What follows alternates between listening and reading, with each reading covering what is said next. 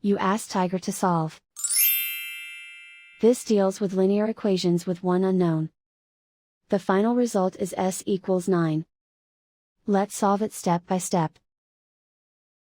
Group all s terms on the left side of the equation. Add s to both sides. Group like terms. Simplify the arithmetic.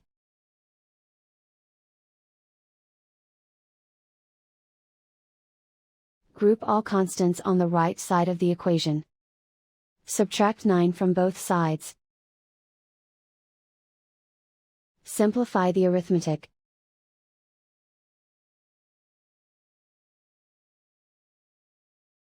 Isolate the s.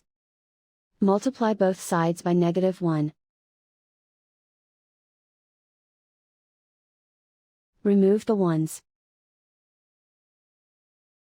Simplify the arithmetic.